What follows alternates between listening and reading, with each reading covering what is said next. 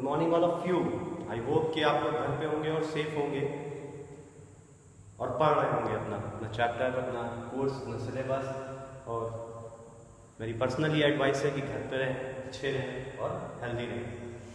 So lockdown is going on, जैसा कि सब जानते हैं। उसी में हम लोग अपने पढ़ाई को भी कंटिन्यू, अपनी स्टडी को भी कंटिन्यू कर रहे हैं। उसी की सीरीज़ में आज हम लोग पढ़ेंगे क्लास 10th की हिस्ट्री का चैप्टर 1।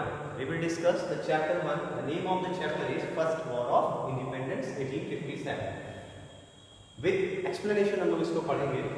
और क्योंकि आपके सब्जेक्ट की बुक है राइटर रत्ना सागर की बुक से हम लोग इसको देखेंगे।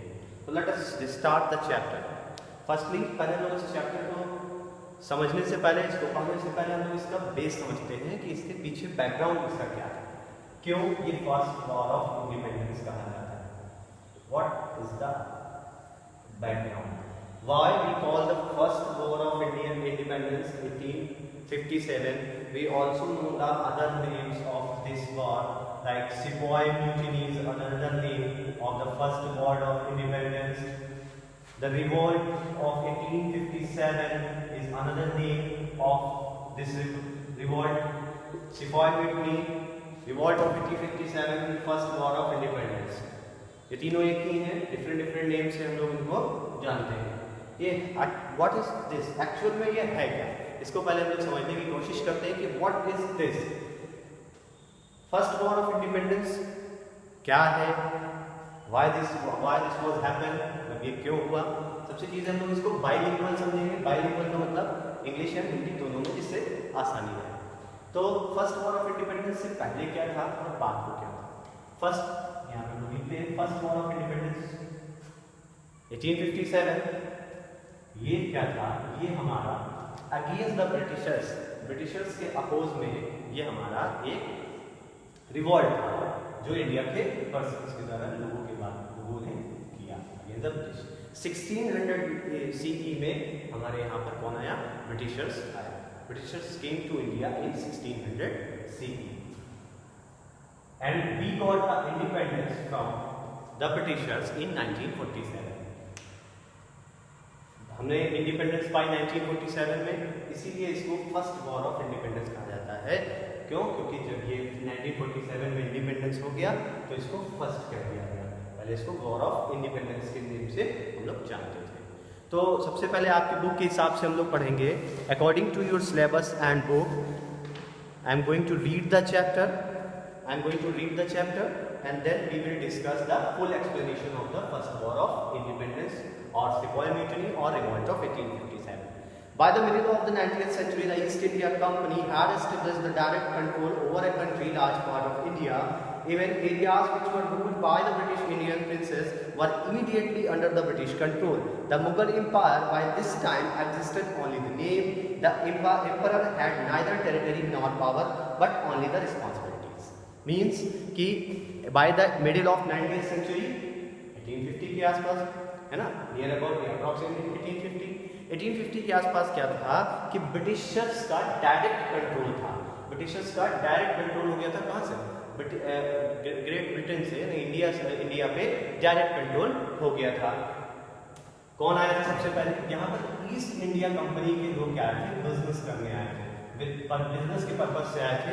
और उन्होंने ये क्यों हुआ, क्योंकि वो लोग बिजनेस के पर्पज से आए थे और उन्होंने यहाँ पर क्या करना शुरू कर दिया था, यहाँ पे अपने एडमिनिस्ट्रेटिव पावर को और गाढ़ा करना या और उसको पावर मिलाना शुरू कर दिया था, जिस वजह से ये फर्स्ट वॉर ऑफ इंडिपेंडेंस हुआ था। तो by the middle of the 19th century क्या हुआ कि इन्होंने अपना कंट्रोल इंडिया पे और बढ़ा दिया, जिसकी वजह से क्या हुआ, जो इंडिया में हमारा डिफरेंट टाइप के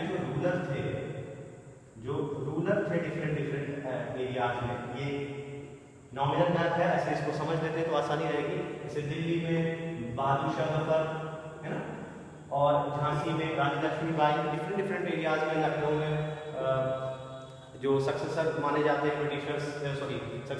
हैं मुगल्स के नवाब्स, वो यहाँ पर रूल कर रहे थे।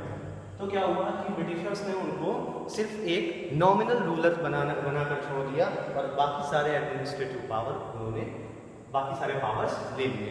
क्या हुआ आगे समझते हैं।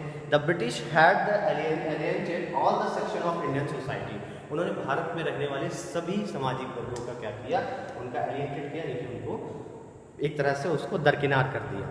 The rulers were enraged and the annexation of their territories. The landed aristocrat resented the loss of their zamindar. The peasant hated the exploitative system. Exploitative system मतलब जो उनको जबरदस्ती काम कराते थे। Exploitative system of revenue, land revenue collection. The craftsmen were against the new trade policies which exposed them to unfair competition with goods from England. The sepoys were also angry as they were treated in unfair manner by their British superiors. The different section of the society thus expressed their anger and hated the British rule through protests and revolts, which culminated in the Great Uprising of 1857. Lord Canning was the Governor General of India in this time. The rule of East India Company had changed in the life of the Indians in many ways. These changes were the results of the revolt and can be the studies as followed. क्या था कि Lord Canning ने बहुत सारे rules को, Lord Canning क्या था, Lord Canning England के द्वारा इंग्लैंड ने उनको अपॉइंट किया था, वो इंडिया के साथ रूल देखते थे। लॉर्ड कैनिंग ने क्या किया, बहुत सी यहाँ की पॉलिसीज में चेंजेस लाए, यहाँ की बहुत सी पॉलिसीज में चेंजेस लाए, और बहुत सी चीज़ों में चेंजेस लाने की वजह से क्या हुआ कि चेंजेस जो लाए उसकी वजह से डिफरेंट टाइप के डिफरेंट तरह का लोगों में माहौल हो गया। क्या माहौल हो गया कि वो उनका किसी बिजनेसमैन के लिहाज से वो सही नहीं था, कोई किसी इकोनॉमिकली वो कुछ उसमें जो उनके रूल्स थे वो इंडियंस के अगेंस्ट थे, सोशली कुछ उनके रूल्स थे, रिलीजियसली कुछ पॉलिसी कुछ कस्टम्स थे जो उनके अगेंस्ट थे, मिलिट्री कॉजेज में भी बहुत से कॉजेज हैं, उसको हम लोग आगे समझेंगे। तो first we call the political cause. What is political cause? Political cause doctrine of lapse, disconceived and ill treatment, annexation of Awadh. इन तीनों को हम लोग समझते हैं क्या है। Doctrine of lapse is a policy, doctrine of lapse is a policy which was introduced by the Lord Dalhousie in 1856। Lord Dalhousie in 1856. What was the doctrine of lapse? In the doctrine of lapse,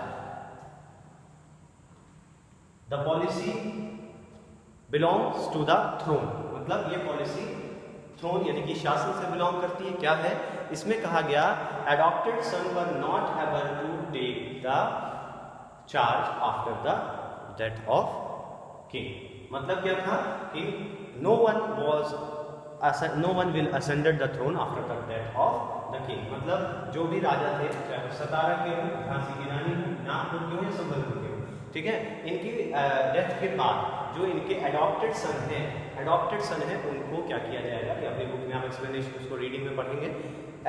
जो उनके adopted सन है उनको क्या किया जाएगा, entertain नहीं किया जाएगा, मतलब वो सक्सेसर नहीं हो पाएंगे, उनके बाद उनको थ्रोन पे नहीं बैठाया जाएगा, थ्रोन के सिंहासन पे।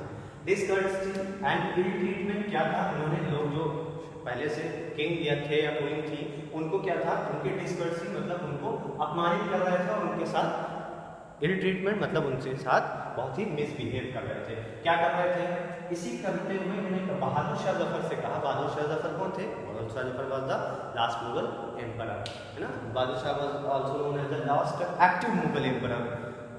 उन्होंने क्या किया था, उन्होंने ब्रिटिशर्स ने क्या किया, बहादुर शाह जफर से कहा कि आपके बाद अब कोई भी क्या होगा, ब्रिटिशर्स में आपके बाद कोई भी मुगल का अब राजा नहीं कहलाएगा।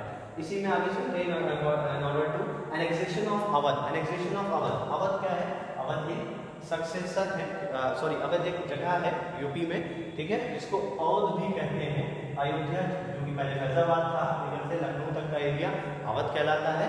अवध क्या था, यहाँ पे नवाब थे, नवाब वाजिद अली शाह, नवाब वाजिद अली शाह, नवाब वाजिद अली शाह थे 1856 में। इनसे कहा गया कि अब आप अपने थ्रोन पर नहीं रहेंगे, इनको क्या किया, कोलकाता भेज दिया गया, और इनसे कहा गया कि पेंशन पहले दी गई, बाद में खत्म भी कर दी गई। इसमें जब आप चैप्टर में रीड करेंगे तो आसानी से आपकी समझ में आ जाएगा, ठीक है। तो ये क्या हुआ, ये पॉलिटिकल कॉज थी किसकी, फर्स्ट वॉर ऑफ इंडिपेंडेंस होने की, कि डॉक्ट्राइन ऑफ लैप्स की पॉलिसी इंट्रोड्यूस की गई, डिस्कस किया गया किंग्स के साथ, और annexation of Awadh. Annexation of Awadh का मतलब अवध के नवाबों को क्या किया गया, उसके थ्रोन से हटाया गया। नेक्स्ट हम लोग डिस्कस करते हैं इकोनॉमिक कॉस्ट। इकोनॉमिक कॉस्ट में एक हेडिंग आपको आपकी बुक में मिलेगी, trade and handicrafts. What is the trade and handicraft? Trade and handicrafts मतलब हथकरघा। भारत में क्या था, इन इंडिया 1858 में क्या था, इतना हम लोग मशीनों को या हम लोग मशीन्स का यूज नहीं करते थे। जो हम लोग हाथ से बनाते थे गुड्स या कपड़े या जो भी हम लोग हाथ से बनाते थे उसका हम लोग यूज करते थे। बट इन्होंने क्या किया, ब्रिटिशर्स ने इंट्रोड्यूस कर दिया इंग्लैंड का गुड्स, जो कि क्या था, जिसके सामने इंडिया का गुड्स टिक नहीं सका और वो उसका अपोज में आ गए। कौन आ गए? ट्रेडर्स और हैंडीक्राफ्ट्स इसके अपोज में आ गए और ये बन गया इकोनॉमिक कॉस्ट। क्यों आ गए थे? इसलिए आ गए थे, the reason belongs to that कि इनको यहाँ पर इनका गुड्स रिप्लेस हो गया था इंग्लैंड के गुड्स से, जिसकी वजह से इनको यहाँ पर पैसे की दिक्कत आ रही थी, बिजनेस करने में दिक्कत आ रही थी। Next one is social and religious cost. What is the social? The introduction of western education. Western education क्या थी? पाश्चात्य शिक्षा, जो क्या थी, इंग्लिश में थी, जिससे क्या था, एक इंडियन सोसाइटी बहुत ही क्या करती थी, एक बहुत बड़ी इंडियन सोसाइटी इसके अपोज में थी। नेक्स्ट है लेजिस्लेशन, रिलीजियस कस्टम, जैसे कि आप सब जानते हैं 1829 में बहुत एक एक्ट आया जिससे थोड़ा सी रिलीजियस कस्टम चेंज हुए। 1856 में अनदर एक्ट आया जिससे भी बहुत सारे रिलीजियस रिफॉर्म्स हुए, ठीक है। तो उसमें क्या था, बहुत से लोग इसके साथ में थे और बहुत से लोग इसके साथ में नहीं थे। नेक्स्ट है मिलिट्री कॉज। मिलिट्री कॉज में क्या था? Discriminatory treatment. डिस्क्रिमिनेटरी मतलब होता है कि आप उससे भेदभाव करें, रेशियल डिस्क्रिमिनेशन हो सकता है, नस्लीय भेदभाव भी हो सकता है, ठीक है। तो क्या करते थे मिलिट्री कॉज में? मिलिट्री मतलब इसका रिलेशन हमारे ट्रूप से है, जो इंडिया में लोगों को ये अपॉइंट करते थे, वो इंडियंस को क्या करते थे, कम सैलरी देते थे या उनको क्या करते थे, उनसे कहते थे कि आप कभी भी इन ब्रिटिशर्स के बराबर नहीं हैं। General service enlistment act introduce किया गया। इन दिस एक्ट क्या करते थे, इसमें बताया गया कि सूबेदार से ऊपर पोस्ट इंडियंस को नहीं दी जाएगी। सूबेदार से पोस्ट ऊपर इंडियन को, सूबेदार वाज द लास्ट वन, ठीक है, इससे ऊपर की पोस्ट इंडियन को नहीं दी जाती थी, जो कि एक मिलिट्री कॉज होने का रीजन था, फर्स्ट वॉर होने का रीजन था अनएम्प्लॉयमेंट। और एक बहुत बड़ा नंबर ऑफ पॉपुलेशन क्या था, वो अनएम्प्लॉयड था। अनएम्प्लॉयड मतलब उसके पास वर्क नहीं था। ये तो हो गए हमारे 4 causes, political, economical, social and military.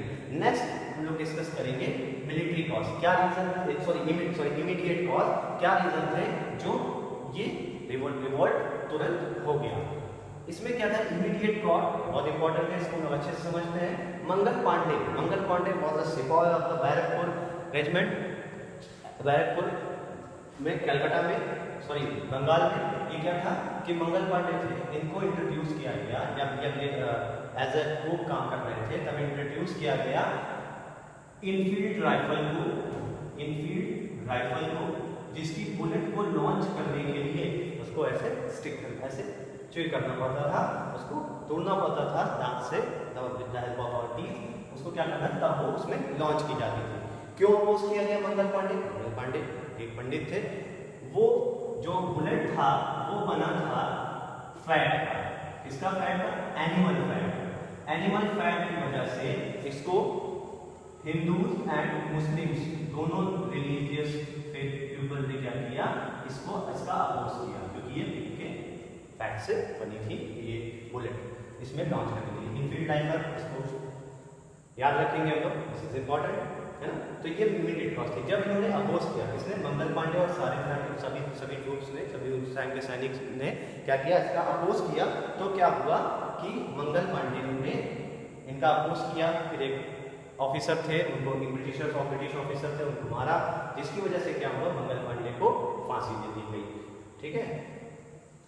Mangal Pandey को फांसी दे दी गई, यानी कि was sent to the death, sentence to death. अब इनिशियल स्टेजेस क्या थी, इनिशियल स्टेज में जब लोगों को ये पता चला कि मंगल पांडे को फांसी दे दी गई है, तो बहुत सारे इंडिया के डिफरेंट जगहों से ट्रूप्स इकट्ठा होना शुरू हो गए। बहुत सारे डिफरेंट जगह से ट्रूप इकट्ठा होना शुरू हो गए, और मेरठ से अलग डिफरेंट था कि बिहार से, हर जगह से ट्रूप्स इकट्ठा होना शुरू कर गए।